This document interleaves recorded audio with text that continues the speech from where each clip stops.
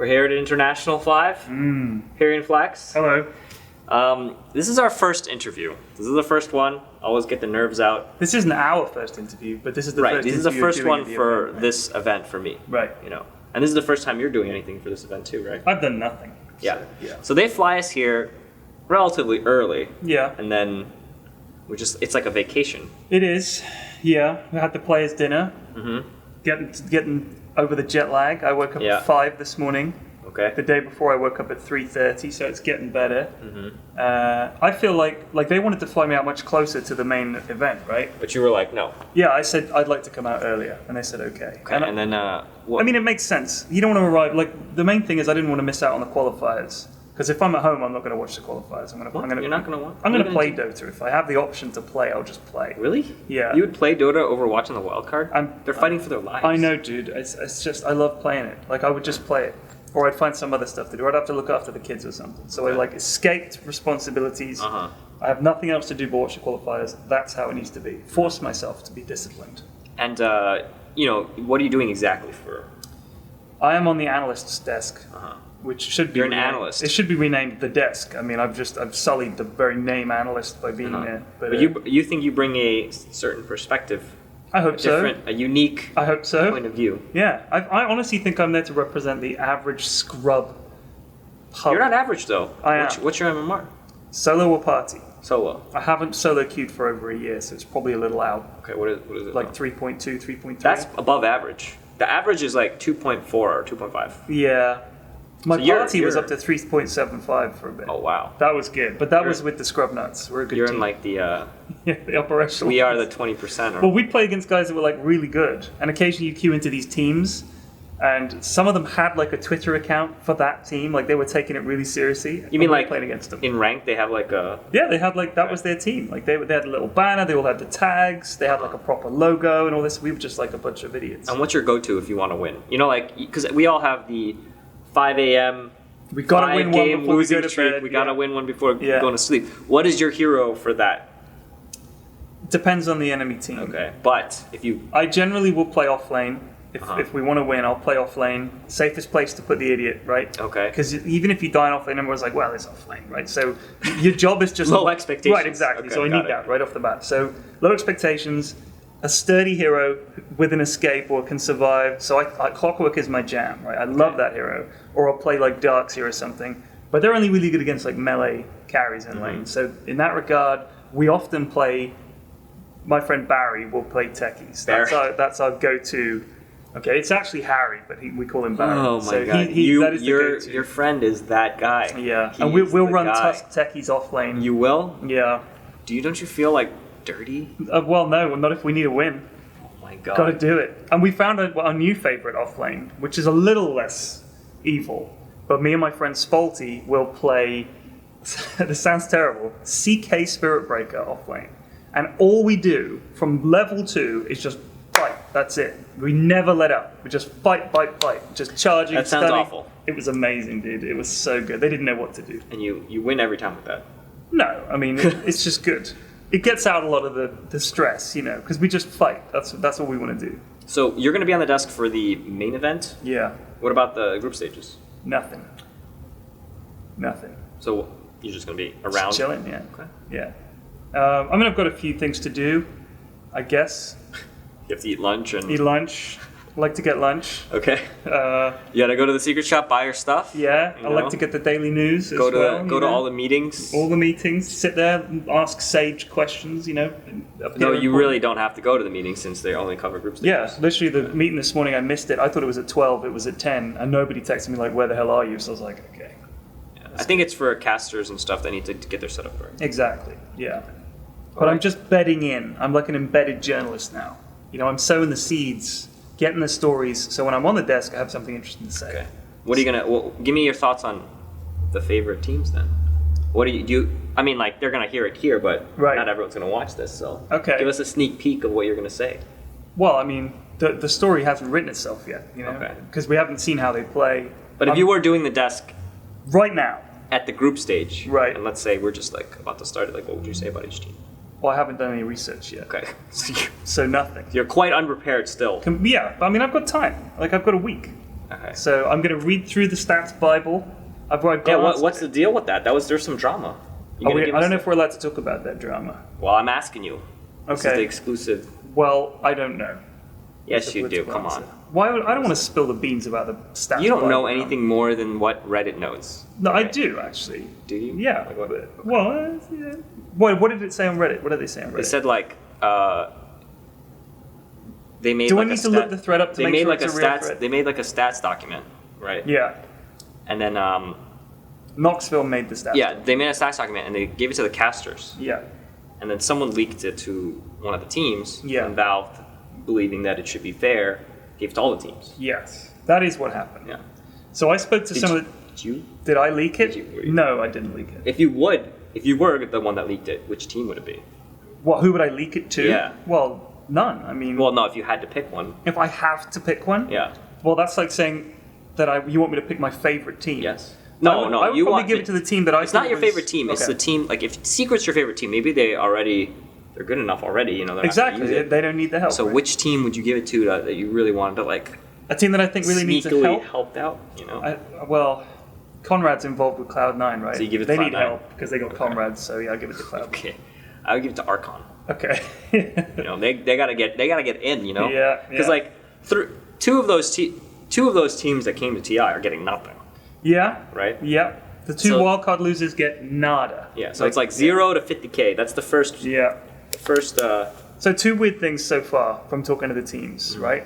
This is a whole bunch of teams. First of all, a lot of the teams said they didn't care about the stats Bible leaking because it doesn't matter. That was just their take. And I said, why doesn't it matter? Isn't that loads of information? They said, loads of teams have an analyst of their own. Like, we basically already had this information.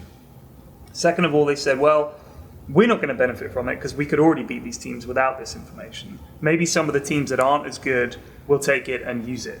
Mm-hmm. But they still have to play Dota. Like, all right, they might get a few hints about the drafting, but they were like, oh, you can get all this stuff off the internet anyway. Mm-hmm. But it's organized. It is. And the other thing is, well, they hadn't. Like, they now don't have to expend the time and labor to do that. It's just given to them. But the information was all already there. It's not like Knoxville cheated to acquire this information. Yeah, it's all on Dat Dota. Exactly. It's all right there. So if they want it, they can get it. But the thing is, you are allowed to take a notebook into the booth. Did you know that? I did not know that. The players can take notes. They can take, like, a notebook in with their drafting things and all their lineups. So now they technically do have some information that they could take. Knoxville's like it's like Rain Man. He is when it comes to stats. He really is. Not drinking though. At the players' dinner last night, he fell asleep. Oh, he did fall asleep in the classic sort of, leaning back in his chair. He was tired. He was working hard on that stats thing. He was leaking hard on the stats Bible. I mean, he didn't leak it. It wasn't much. I don't think he would. He'd be the one that. No. Why would he jeopardize it? Like, he made it. Why would he suddenly just leak it to one team? No, it wasn't Knoxville. So the wild card is the most exciting portion for a lot of people? I think it is, because it's literally do or die in those games. And the players especially love it, because it's the only time they kind of can relax. And they're watching these... oh, you mean the teams that have already gone through? Right. Yeah, they're like it's like Roman gladiator times. Yeah. They're like in the stadium eating their food. Yeah. Entertain us, yeah. And then these guys are fighting for their lives, and they're just eating chicken wings, like watching it. Also, the weird thing is, like, a lot of the teams were saying that the thing with the group stages is essentially you could lose every game, you're still going to TI, you're still going to the main event. Like, nobody's getting knocked out, you still get to go to the main event. So, all that happens is you end up in a lower bracket, so you could face a harder team. But technically, you could lose every game in the qualifiers and then win one best of 3, and suddenly you've made $200,000 instead of $50,000. Yeah, exactly. Right? But if you're losing every game in the qualifiers, I think the chances are you would face a very strong team in the next round and just get whipped. I don't think that the structure is bad. I think it's good. I want to see lots of teams there. I want to see the group stages for the balance. You got to have all that. Also, we need the group stages to sort of see how the teams are playing and what they're doing. And there's always a new meta that develops. Exactly, that develops over the course of that qualifier.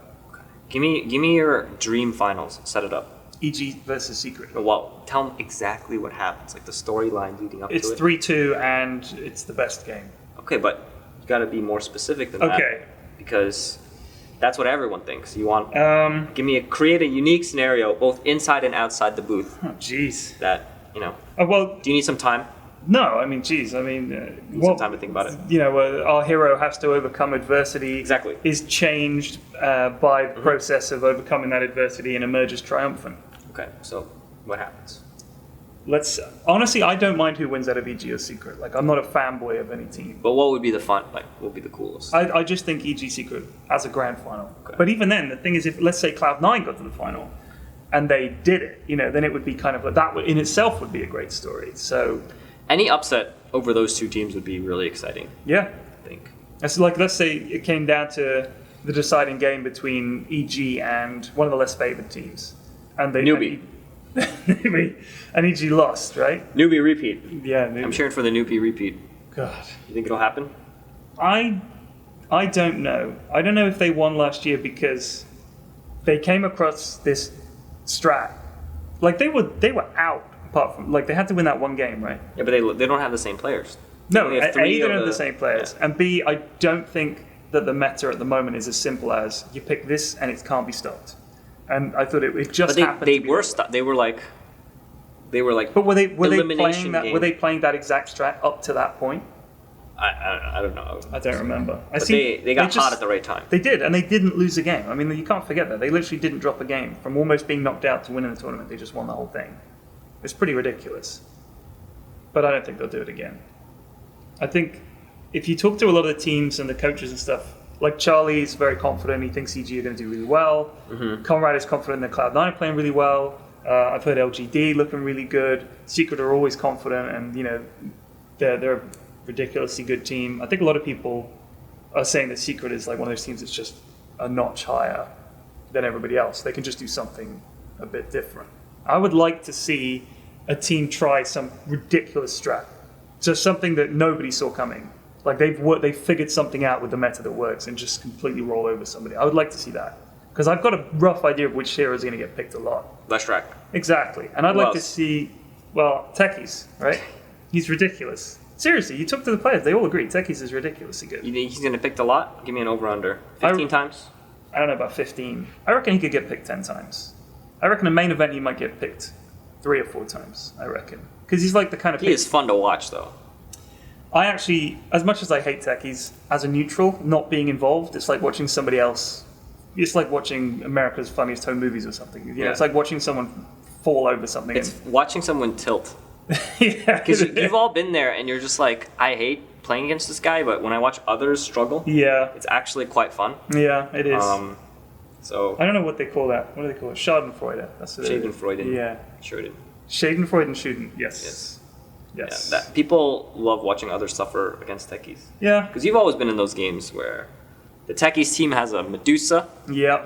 And you're just like, we need to push. Yep. And you get there, and then your whole team dies. Yeah. Because they're uncoordinated pubs. Yeah. Like one guy's just off wandering. Oh, I need to get the rune. Yeah. You know, it's like 45 minutes. Like, hey, it's a bounty rune. Right. And then he walks up and he dies. God. And then you can't push. Yeah, we've lost. Oh, we gotta wait. Yeah. It goes back to what you were saying about the wildcard game, right? Like you're saying that teams like to watch it because they can relax and like Roman-style gladiators or whatever. It's the same thing with techies, I think. It's interesting to see how annoyed people are going to get. And if you think about the wildcard qualifiers, in a way, getting knocked out at the main event, it sucks. But if you didn't expect to win it, you're just like, well, at least we made ninth or whatever. But if you get this your far... 50 grand. Exactly, you get your money. But if you get here... this far, this close, and everything's set up, you see all the team stuff and the interviews, you can't wait, and then you go home. I mean, it's hard. I mean, I feel incredible sympathy, but it's hard not to see the inherent drama in that and just think, I've got to watch this. Like, yeah, the wildcard games that's a must watch. All right, do you have any last words for our fans? Our fans? Yeah, the fans that are watching this, because obviously they got to be our fans that are watching this, right? They can't be random people. Like, look at these two guys. I don't know. I guess, you know what I would love to see is, I said this in the PyrionFlax in the morning thing I did, is that, you know, Sir Action Slacks did a Secret Shop video, and everybody loved it, right? And Valve really liked it and everything. I would love to see them do more stuff like that next year. Like, I would... goofy stuff. Yeah, just even if they have to have a little separate... That's right in our wheelhouse. That is in our wheelhouse. I just want to see... I think they should do it for every major. I agree. Make it a priority. Yeah, we could maybe organize it for them, we could be like in charge of the Wheelhouse stream or whatever. I don't know, but yeah. I don't think they're gonna trust us with anything. No, they're not gonna put anything in our hands. I just think, I don't know, a lot of people watched the newbie cast last year and said, I played 1 billion hours of Dota, but I just watched it because it was more relaxed. You know, I think people like an option. In this day and age of billion channel satellite TV, you give people one main stream, come on. They can have 2 streams. We don't need much budget, just give us a room. We'll take a room like this. We'll do the whole thing from a teeny tiny room. It would be good. Okay. All right, and you know, you want to call anyone out? Call anyone out? Yeah. No, I'm very happy. Just anyone? Blitz, maybe? Yeah, Blitz.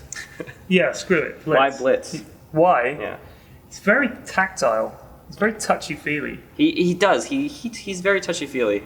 But did I tell you that... I gotta back him off a little bit. Yeah, he's like... Simmer down. His main thing is he thinks he can find your nipple with one thing. He's like, wait, I got it. You think he's gonna like brush something at the top, and he goes bam, and he's like, got it. Sexual harassment lawsuit waiting to happen. He is, but you know what he said to me when we first started hanging out? He was very tactile. I was like, what are you doing? Why are you touching my leg? He goes, I'm just being friendly. Because Dota players are all like this. And he set me up to think that all Dota players were very touchy-feely. I think it was just a line that he was using. Don't worry, this is normal. You know, he's like stroking my leg. Grooming you. Yeah, I was like, this is That's weird. messed up, dude. Yeah, so calling him out for that. Okay. Blitz, not cool, man. Not cool. All right, thank you. Thank you, Ken. And, you know, have fun the next 7 days doing your research. I will. Your Working research. hard. Yeah. If you need a hand, of course, you know, I can help you out. Okay. Yeah. Thanks.